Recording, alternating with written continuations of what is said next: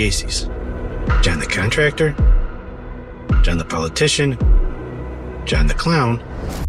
If you're a true crime fan, we're sure you're excited about the new miniseries on Peacock about the clown killer. But there's more to the crime than the drama this TV show promises. There's a reason why John Wayne Gacy's crimes still haunt us, even though it's been years since it happened. And it's not just because of the sensationalism, it's because of how a predator can hide in plain sight, how institutions can simply fail us, and how dozens of lives were lost because people who were supposed to protect them didn't do that. So join us in this marvelous video where we learn about the case in depth and understand how it happened before we watch the drama unfold on screen. Before we get into this explanation though, we do have a very quick request. If you like our content, please support us by subscribing to our channel. It's a small click for you, but for us, it means a lot. Thank you. Let's begin.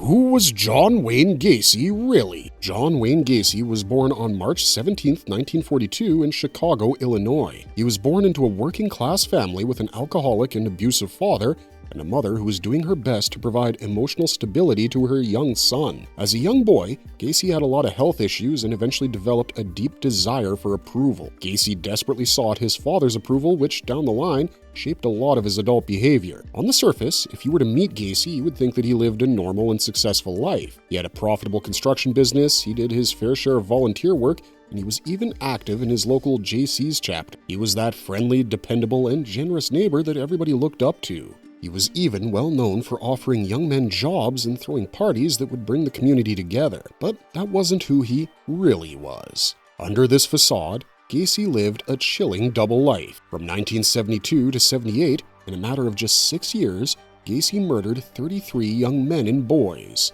Most of them were buried in the crawl space under his home in Norwood Park Township. The rest of the bodies were discarded in nearby rivers. And guess what? Nobody had a clue. He managed to somehow maintain a normal outward image while committing these horrible acts, and that one thing makes him one of the most horrifying figures in American criminal history. He deceived people, he manipulated people, and his crimes stemmed from a place of control. When everything came to light, the nation was shocked because who would have ever thought that behind that friendly smile hid a monster that even your worst nightmare would fear. And he was charged with sodomy of 2 teenage boys.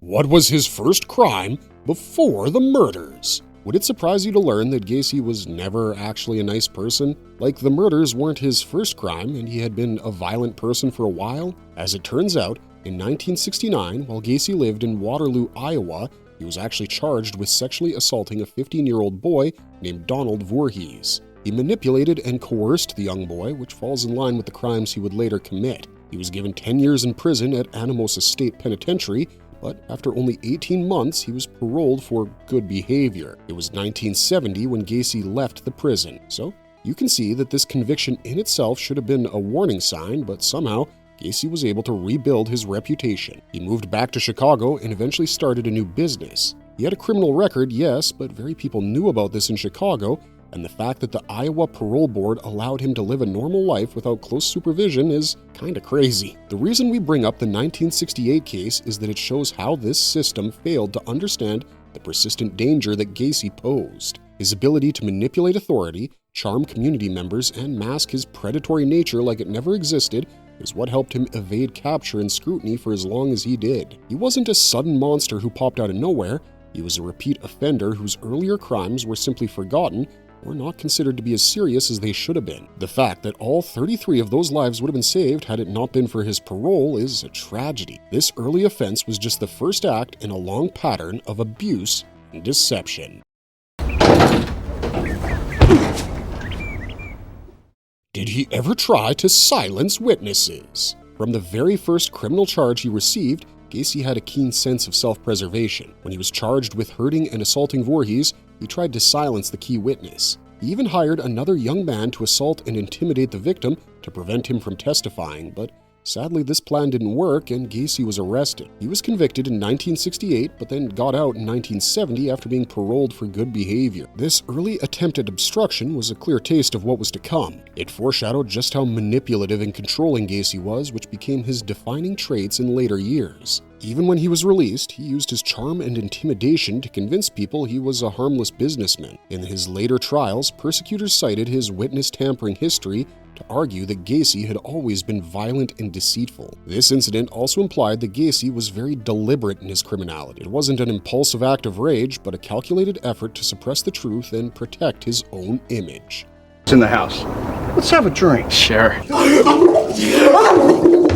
Why was he called the Clown Killer? Now, nothing about this case is funny, so you might be wondering why he was called the Clown Killer, right? Well, as it turns out, for years, Gacy performed as a clown at the Children's Hospital, community gatherings, and church events. He had two clown personas, Pogo and Patches. He made their costumes and gave them a specific color palette and balloons. All of his neighbors and friends assumed that Gacy was performing this because it was another example of his civic spirit. But after the arrest, this image of a clown ended up looking a lot less wholesome, if you know what we mean. Despite how people are creeped out and scared of clowns, you have to understand that the clown is an icon of childhood innocence, especially back then. So the fact that a killer could wear a clown costume horrified the public. The media coverage understandably focused on this shocking duality of his nature because the man who entertained children was also killing young men. But we think it's an important distinction that he never committed the crimes while dressed as a clown. The Clown Killer was a name chosen because of his ability to disguise his evil nature under charm and humor. The cultural impact of this case was immense. You could say that perhaps because of Gacy, several generations grew up being afraid of clowns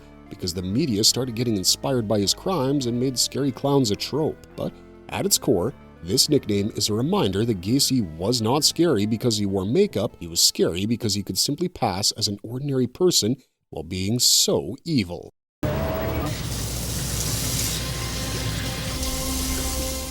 What method did Gacy use to lure his victims? The most interesting part about it all has to be how Gacy managed to lure his victims to himself. This was heavily based on trust and manipulation. Most of his victims were young boys who were looking for jobs, rides, or companionship. He often approached them using his construction business, PDM contractors, and offered them employment or some extra cash for some short-term work. If not via this channel, he would meet the victims either through bars or community spaces. He was confident, friendly, and charming. He came off as a stable and successful man who just wanted to help youth find opportunities. However, one of his most chilling tactics has to be the handcuff trick. It's exactly as creepy as it sounds. He would tell the targets he wanted to show them a magic trick and put one on their wrist. Then, with sleight of hand, he would end up restraining both hands, leaving the victim at his mercy. If he wasn't cuffing young boys, he would offer them marijuana, alcohol, or a ride home as a gesture of goodwill. And the reason that all of these tricks worked so well was that Gacy understood vulnerability. He always targeted people whose absences wouldn't be noted. It was either runaways or marginalized youths or estranged sons. He used his manipulation based on trust, false promises, and dominance to get his way. The way he exploited human decency and turned it into a weapon is what disturbs most people when they hear about his exploits.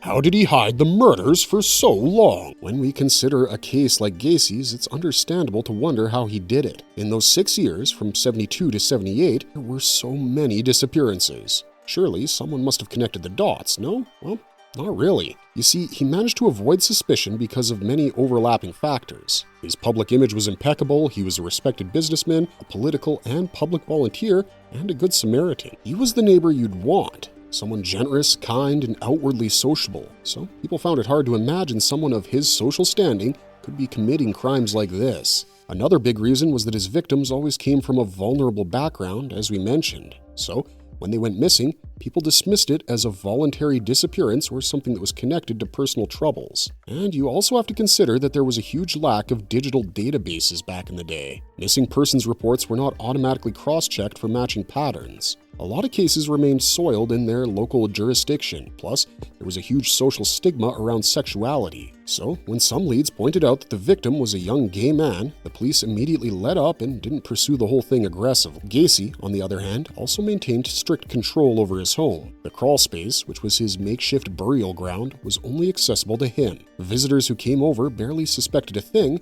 and the odor from the bodies could be brushed off as plumbing issues on the rare occasions someone caught a whiff of it. So, the main reason why he managed to get away from the law was that he kept exploiting institutionalized blind spots and social biases against marginalized youths. This is why this case ended up becoming a blueprint for improving interdepartmental cooperation and tracking missing persons, which is important when it comes to the evolution of criminal investigation.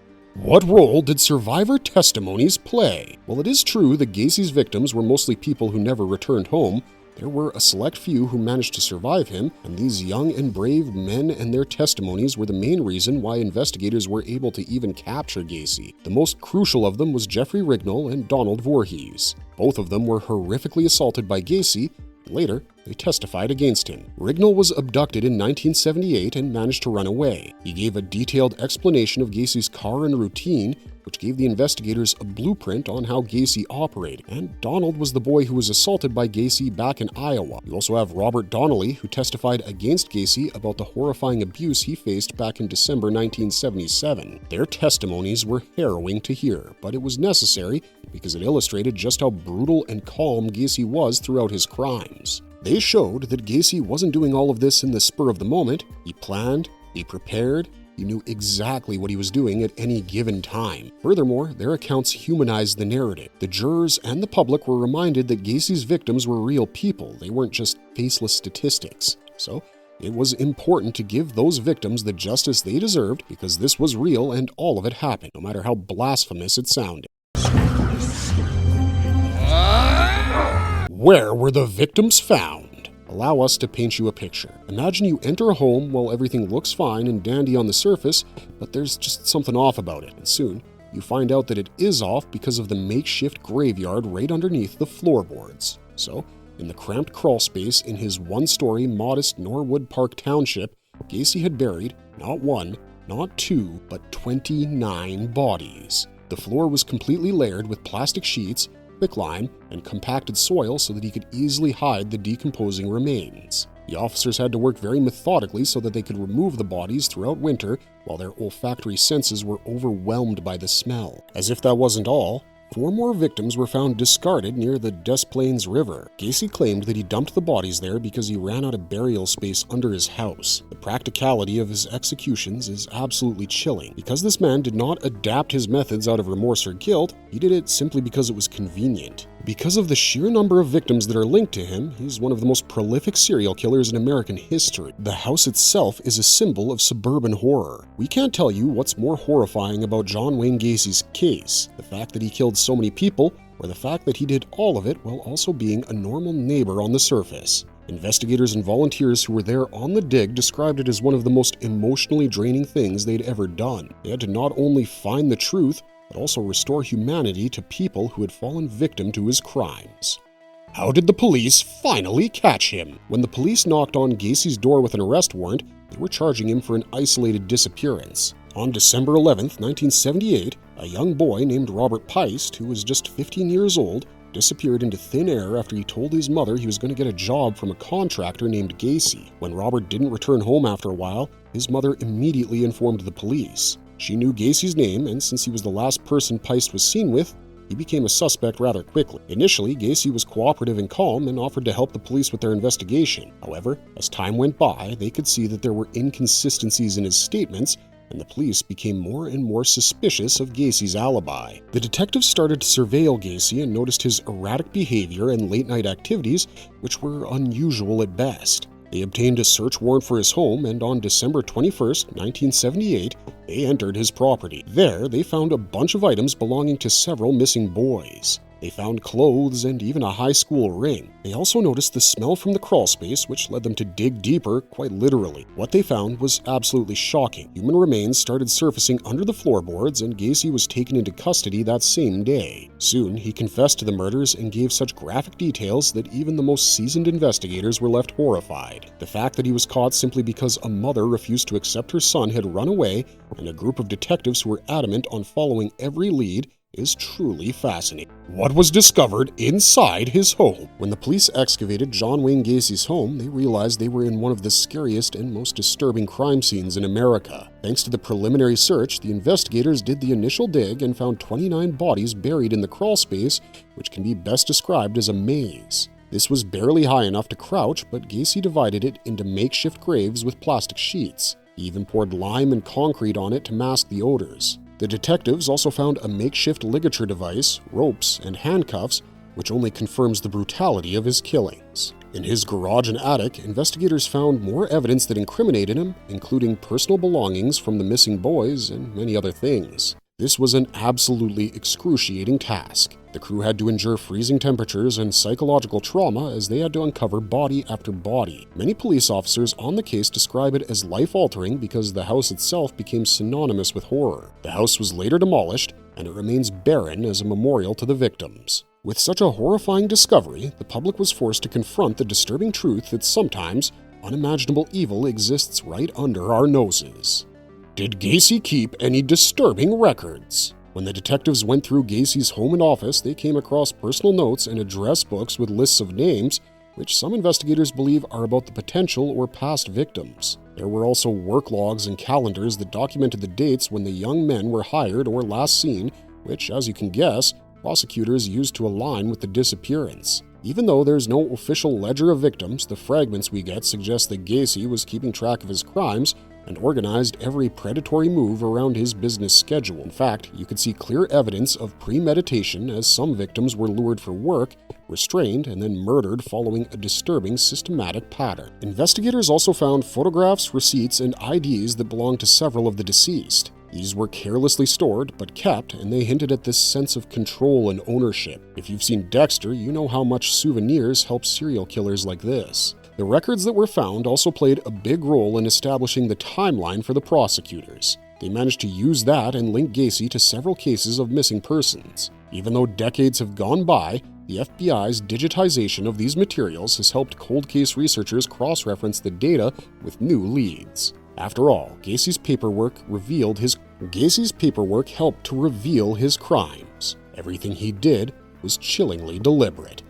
Why didn't the police stop him sooner? When it comes to the Gacy case, the most haunting aspect of it has to be just how close the police were to stopping him and then didn't stop him. Before he was arrested in 1978, there were multiple complaints and suspicions against him. Jeffrey Rignall had actually reported the assault, and when you remember the fact that there was a charge against Gacy in Iowa in 1968, authorities should have been all up in their business. But for some reason, they failed to connect the dots. Several systematic failures and shortcomings played a role in this. You see, in the 70s, communication between police departments was fragmented. There was no nationwide database linking missing persons with offenders, and given that most of Gacy's victims were from unstable backgrounds, they were usually written off as runaways. Prejudice often played a huge role as stigma against homosexuality discouraged any deeper investigation regarding the disappearance of gay men. When families reported them, officers mostly brushed them aside, thinking that those youths must have left voluntarily. Even after Rignall's assault, Gacy managed to spark his way out of charges simply because of his reputation. This was a huge oversight in Gacy's case, and because of this reason,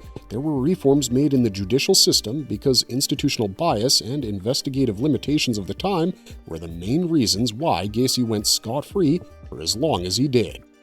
Did he ever claim insanity? Gacy was brought to trial in 1980, and of course his defense team went for an insanity plea. They argued that Gacy actually suffered from multiple personality disorder and had 4 different personalities trapped in him. Out of them, Jack Hanley was the alter ego who committed all of those crimes, and Gacy was completely unaware of it. The defense portrayed Gacy as a man who was divided between good and evil, completely incapable of controlling his impulses. But as the prosecution moved forward, the proof painted a different picture. You could see that he was deceitful. You could see that everything he did was premeditated. They also pointed out how elaborate Gacy's method of concealment was and how he managed to function professionally and socially without raising any suspicion. So how could it possibly be the work of someone who was supposedly detached from reality? Psychiatrists tested Gacy and found out that he understood right from wrong, even though he lacked remorse or guilt. He knew what he was doing. So the jury rejected the insanity defense and found him guilty on all counts. His behavior before and after the murders makes it hard to believe that he didn't do all of this intentionally. The insanity plea and its failure are important because sometimes people are just plain evil. They're not insane,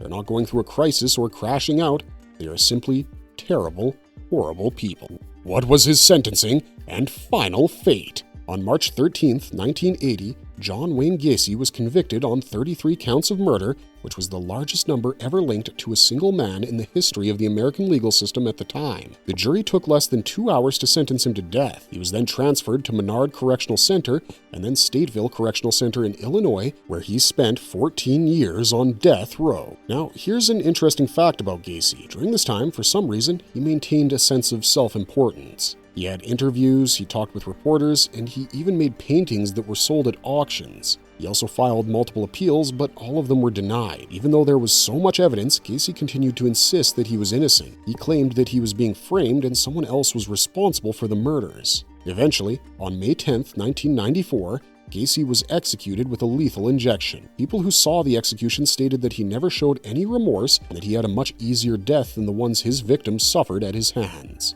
Even though his execution closed one of the darkest chapters of American history, there's no denying that it left a lasting scar on the psyche of Americans.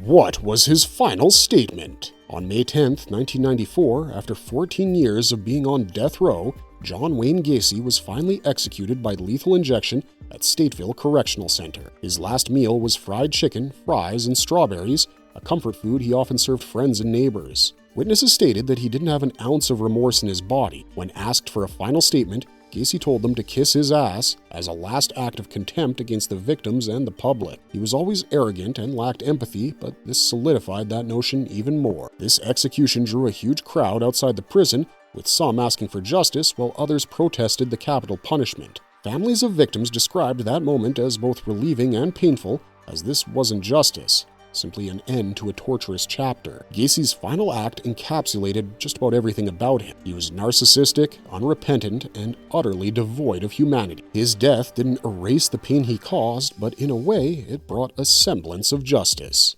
What was his behavior like in prison? When he was on death row, Gacy remained unrepentant. He insisted on his innocence in interviews and blamed everyone from the media to the police to other men for the murders. Every journalist and psychiatrist who met him described him as articulate and manipulative. His disturbingly calm demeanor was very similar to the way he acted before he was arrested. Every day, Gacy would wake up, paint, read, and correspond with reporters and collectors. His artwork was a self-expression and a publicity tool that Gacy used to keep himself relevant in the public eye. He also gave interviews to people, including one with FBI profiler Robert Ressler, who came up with the term serial killer. Ressler stated that Gacy had no remorse. He only had self-pity. As for his fellow inmates, everyone viewed Gacy as detached and egotistical. He mocked the justice system and showed little empathy for his victims.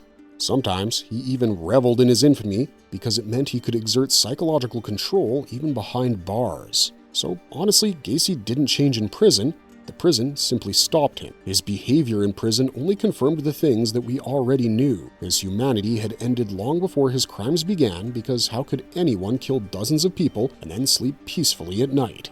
What forensic breakthroughs helped solve the case? When the case began, forensic science was very primitive. Investigators had nothing but dental records, x-rays, and visual identification to go off. Many remains were simply skeletal, which forced the forensics experts to make comparisons between teeth and jaw structures. In fact, in a lot of cases, the orthodontic work became the key to naming the victim. As the 80s and 90s rolled around, advanced forensic anthropology was brought to the plate, allowing experts to reconstruct faces and estimate age, height, and ancestry from bone analysis. While this helped, the real breakthrough came in the 21st century with genetic genealogy and DNA sequencing. Scientists began to extract DNA from the bone marrow and used it to compare against living relatives through databases like CODIS and the public genealogy networks. The Cook County Sheriff's Office established this project, titled the Gacy Victims Identification Project, and partnered with the DNA Doe Project and other forensic labs to revisit every unidentified set of remains. This initiative has definitively produced several identifications and continued to yield new leads important to the case.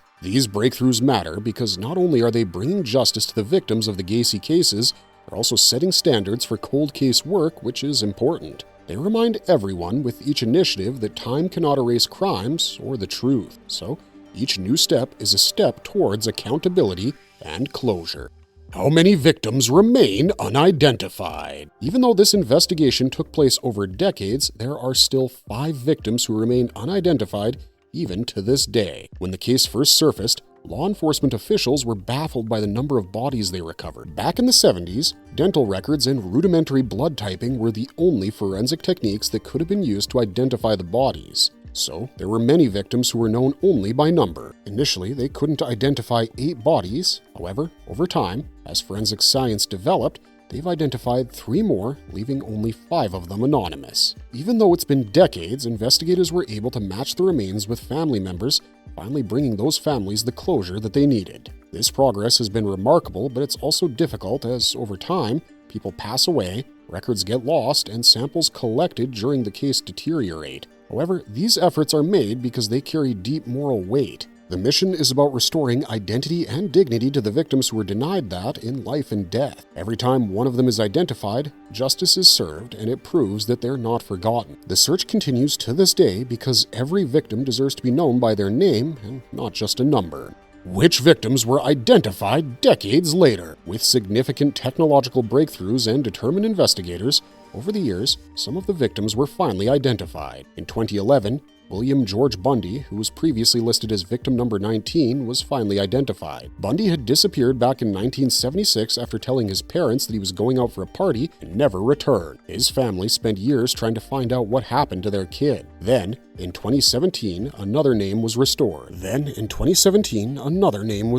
James Hawkinson, a 16-year-old boy who ran away from Minnesota to Chicago, was identified as victim number 24 by using advanced DNA genealogy work and old dental records. While his mother passed away before learning what happened, his siblings finally had an answer about him after 40 years. Then, in 2021, authorities managed to identify victim number 5, who was Francis Wayne Alexander, a North Carolina native who had moved to Chicago for work. He was about 21 years old when he fell victim to Gacy. Every time one of these unidentified victims is identified, you know that there's a huge collaboration of science and persistence behind it. For families, this is a bittersweet closure because now they know for sure, but they're also heartbroken in confirmation. They also humanize the statistics because these were real, breathing people. Their recovery reminds us that even though delayed, justice is justice, and it always matters. What happened to his killer clown artwork? While he was on death row, John Wayne Gacy decided that he would start painting. And of course, he made self-portraits as Pogo the Clown, the same one that he used to entertain children. After he was executed, all of his paintings with clowns, skulls, and cartoonish figures ended up in the art market and were sold through collectors and auctions. The public reaction to this was understandable. The families of the victims saw the sales as grotesque exploitation of their suffering, and several activist groups organized public burnings of Gacy's paintings in protest. Even to this day, people debate over the ethics of this kind of artwork. Do you preserve them as psychological artifacts, or do you destroy them to deny the serial killer's attention? Some criminologists believe that this art is a window to their mind, while others believe that these artworks are extensions of the narcissism of the criminal. Regardless, Gacy's artwork serves as a disturbing reminder that no matter where he was, he sought attention, control, and validation. Was there evidence of filming the crimes? During the searches, detectives found camera equipment, film negatives, and photography gear in Gacy's house, which made everyone question if he was documenting his crimes. Through those negatives, several images of young men were recovered, but none of them depicted murder or abuse the way everyone suspected they might. Seeing that, investigators actually theorized the gear may have been used to photograph potential victims before attacks as a part of the ruse or as trophies. There were rumors that Gacy videotaped his crimes that circulated for decades. However, no such footage was ever found. It could be that Gacy had destroyed incriminating footage before it ended up in the hands of authorities. However, some experts believe that Gacy may have used the camera as a grooming tool. He used it to offer modeling opportunities to the victims and lure them into trusting him. While we don't know if film evidence exists or ever existed, photography equipment deepened the psychological portrait of Gacy. The souvenirs helped him relive those crimes over and over again, which is sick. What was the public's reaction at the time? Once the news came out about his serial killer ways, the public reaction was shock and disbelief. Everywhere you looked, headlines blared that authorities had uncovered body after body from a seemingly normal suburban home. The idea of a nice, friendly neighbor being America's worst serial killer was truly something. It shattered the nation's sense of safety. The case received a lot of media coverage, and this was where Gacy was depicted as the killer clown, the nickname that horrified the public even more. Parents all around America started viewing the friendly faces in their community with suspicion because of Gacy, and in Chicago, the whole thing was a lot more personal because Gacy was one of them. For law enforcement, this case was a reckoning. It exposed the flaws in the system, especially in how they tracked these missing young men. For the families of victims, this was a devastating confirmation of their worst fears, and for the nation as a whole, it was a cultural turning point. There were no more safe suburbs. The Gacy case completely changed the way the public looked at serial offenders. This fueled decades of criminological studies and reforms on how a missing person investigation should be handled. What unanswered questions remain today? Even though it's been decades since Gacy's death, questions still remain about who those 5 unidentified victims are and if there are more victims that were never found. Investigators have often wondered if Gacy actually had accomplices or enablers, but there was never confirmed evidence. But from the way the burials happened, it's evident that he had some help. There is also a lingering concern about how many chances were missed to stop him. From what it seems, Gacy was actually questioned several times in the 70s, but no one took a deeper look at it until Robert Peist's disappearance. So the question is, why were those earlier reports ignored? Maybe if they hadn't been ignored, many lives could have been saved. Perhaps if his conviction in Iowa had been taken more seriously, then people might not have had to die. However, the biggest unanswered question in the Gacy case is how someone like him managed to remain undetected for as long as he did. Until every victim is named, this case will live on because of what we still have to learn from it. Marvelous verdict. This story isn't just about one man's cruelty, it's also about systemic failure that allowed him to thrive. He exploited everything at every level, from social privilege to stigma, so that he could carry on his sickening duality. It's important to keep in mind that we're not glorifying Gacy for his killing, we're talking about Gacy to honor his victims. The 33 lives that were cut short, families that were hurled into living nightmares. So when this miniseries airs, it's expected to do more than simply recount the horror. It should remind the viewers of the human cost and what lessons we should never forget. Evil like Gacy thrives in silence, complacency, and denial. The true story is about the enduring effort that is happening to this day to give every victim their name, their story, and hopefully their peace. With that, we've come to the end of this video. Let us know how you feel about the case of John Wayne Gacy in the comments down below, and if you enjoyed the content, don't forget to leave a like and subscribe to us if you haven't already. Otherwise, we'll see you in the next one. Thanks for watching, and have a marvelous day.